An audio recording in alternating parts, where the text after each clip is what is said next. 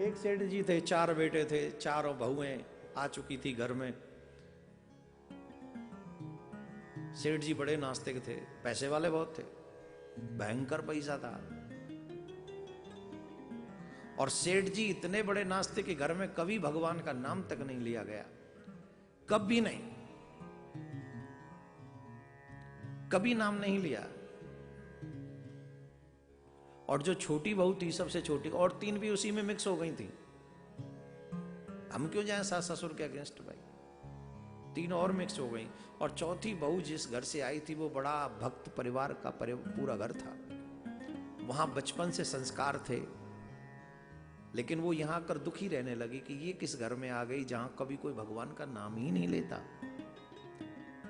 जहां पर न ठाकुर जी की पूजा है, न संतों का आना जाना है, न ये कैसे जीवन जी रहे हैं।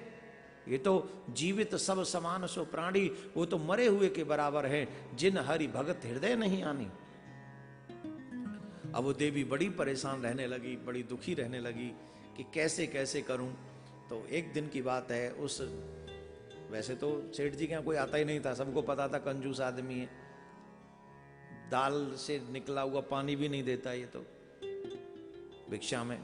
पर पता नहीं क्यों एक दिन एक संत उस घर के सामने भिक्षा मांगने लगे, भिक्षाम देहि भिक्षाम देहि भिक्षाम देहि। अब एक संस्कारी बहू तो थी घर में, उसको युक्ति सूझी, एक युक्ति, एक उपाय उसने सोच लिया, उसकी समझ में आ गया एक उपाय। उसने आवाज लगाई, बाबा चले जाओ यहां से, यहां सब बासी रोटी खाते हैं, तुम्हें कुछ नहीं मिलने वाला। बाबा फिर बोला भिक्षाम देहि, बोले बाबा चले जाओ यहां से, यहां सब बासी रोटी खाते हैं, यहां तुम्हें कुछ नहीं मिलने वाला। बाबा ने फिर आवाज लगाई, फिर बहू ने भीतर से आवाज लगाई, चले जाओ, इस घर में सब बासी रोटी खाने वाले हैं, तुम्हें कुछ नहीं मिलने वाला। ससुर जी वहीं बैठे थे बरामदे में बाहर, बार बार बहू का बासी रोटी कहना अखर गया। और ससुर जी बहुएं और बोलते नहीं थे ना पहले, तो बीच में नाती को रखा। नाती को, हमारे ब्रज में ऐसी बातें करते हैं, बहू और ससुर को जब बात करना हो तो बीच में छोटे बच्चे को रख लेते हैं, सुनते सब की हैं पर टारगेट उसको करते, शर्म बनी रहे बच्चा। एक देखो मर्यादा कैसे बसती है। अरे ओ छोरा, अपनी चाची ते पूछ बासी रोटी कैसे खा रहे हैं हम। रोज तेरी चाची 4 सब्जी के संग परामठे, कबू गोभी के, कबू बथुआ के, कभी क्या नाम है मेथी के, और कभी मूली के। ओहो, मूली के पराठे तो ज्यादा दिन तक याद रहते हैं। कितना खूब तुम्हारी चाची पराठे खाती है। पूछो बासी रोटी कहां से हो गई। चाची ने तो सुन ही लिया था और टारगेट उसको किया जो बोल ही नहीं सकता था, बच्चा।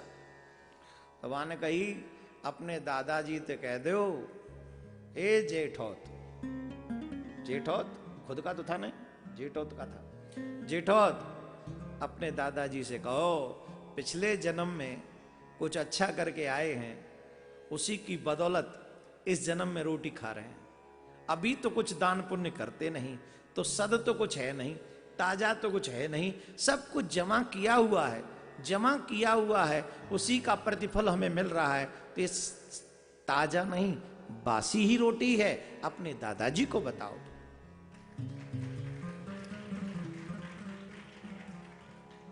दादाजी को ये बात अखर गई कि बहू ने हमको सही ज्ञान दे दिया भाई, बहू बड़ी समझदार निकली। तो दादाजी के जीवन में एक उन्नति हुई। दादाजी ने प्लान किया, अब हम भंडारे चलाएंगे, अब हम भंडारे चलाएंगे। अच्छा, उनका अन्न का वो भी था, क्या बोलते, गोदाम, आड़त नहीं होती जिसमें खूब लगा रहता है, तो जब उसमें लगा रहता है अनाज, तो वही उनका काम था। तो क्या करते थे पता है, अच्छे अच्छे को तो दे देते थे, बेच देते थे, और जो सड़ा गुना जिसे कोई नहीं लेता था उसका वो भंडारा करते थे। अब बहू ने कही, एक या तो पहले ही अच्छे कछु ना दे, अब दे भी रहे तो इतनी बुरो, कोई बीमार पड़ जाए, हारी पड़ जाए, वो हत्यारण के माथे पड़े। तो बहू ने सोची, कहूँ ऐसा नो जी ज्ञान मेरा उल्टो ही पड़ जाए इन पे। तो बहू ने क्या किया कि वही गेहूं मंगाए जो सड़े घुने एकदम, जिसमें वो क्या पड़ जाती है, वो सुरहरी, ये बात स्वरूप बना है ना, तो सुरहरी एकदम छोटी लाल लाल सी होती है ना, हाँ, लाल काली भी होती है शायद। अब मैंने कौन से गेहूं छाने जो मुंह पतो होगी, तो वो सुरहरी पड़ गई। वही आट मंगवाया अनाज छोटी बहू ने, और वही पीसो, और पीस के बई की बनाई रोटी, और दिन आती रोटी सफेद सफेद फूली फूली, आज रोटी आई कारी कारी, और गेहूं वही था। तो ससुर जी के सामने थाली गई, ससुर जी ने कही कि तो रोटी को कलर चेंज है। अरे बहू पढ़ी लिखी है, कोई नई डिश बनाई होगी। आजकल की बहू नहीं कुछ आटे में कुछ कुछ मिला के बना देती हैं, यूट्यूब पे कई लोग बनाना सीख जाती हैं, नई नई चीजें, है ना। तो झट बोले कि नई चीज बना के भेजी है बहू ने, झट खाई तो महाराज उल्टी होने बची। उसको बमन बोलते हैं संस्कृत में। अब तो महाराज बड़ा गुस्सा, अरे छोरा पूछी अपनी चाची ते पूछ जी का करो जी, कैसी रोटी, इतनी बुरी स्थिति कौन खाएगा, पूछना चाची से। चाची ने कही, ए जेठोत सुन तो का, वो कहां सुननो है, वान तो भी सुनबो शुरू ना करो। जेठोत दादा ते कह दो कि इनको मैं प्रैक्टिस करा रही हूं। काय की प्रैक्टिस, पूछियो छोरा पे चाची थे, काय की प्रैक्टिस करवा रही है जी। बोले कि जेठो तो यूं कह दे, जैसो दोगे वैसो ही पाओगे। ये भगवान के यहां को नियम है, भगवान के यहां को नियम है, जैसो तुम दोगे वैसो ही तुम पाओगे, जो बीज बोगे वही फसल में मिलेगी।